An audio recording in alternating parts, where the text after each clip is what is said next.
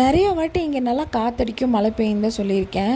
But இன்றைக்கி வீடியோவிலே காமிச்சிட்டேன் எப்படி காற்றடிக்குதுன்னு பாருங்கள். சரி நம்ம வேலையை பார்ப்போம்னு சொல்லிட்டு உப்டான் பவுடர் சோப் வந்து தயார் பண்ணுறதுக்கெல்லாம் ரெடி பண்ணிகிட்டு இருந்தோம்.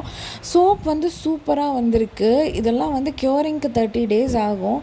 வெயிட் பண்ணதுக்கப்புறம் எல்லாமே சேலுக்கு வந்துடும். இதுக்கு முன்னாடியே வந்துட்டு எனக்கு ஒரு 4-5 பேர் என்கொயரிஸ் கேட்டு சோப்பு ஆர்டர் போட்டிருந்தீங்க. ரொம்ப ரொம்ப தேங்க்யூ. பல்லு வலி இருக்கிறவங்களுக்கெல்லாம் இந்த ப்ரஷ் கண்டிப்பாக யூஸ்ஃபுல்லாக இருக்கும். இது வந்து பேம்பூவில் இருக்குது. இதனோட ப்ராடக்ட் டீட்டெயிலெல்லாம் வந்து நெக்ஸ்ட் வீடியோவில் போடுறேன். பட் அமேசானில் தான் வாங்கினேன். இது வந்துட்டு கொஞ்சம் பல்லு தேய்க்கும் போது ஒரு இரிட்டேட் இல்லாமல் பல்லு வலி இருக்கிறவங்களாம் கண்டிப்பாக இது யூஸ் பண்ணுங்கள். ரொம்ப யூஸ்ஃபுல்லாக இருக்குது.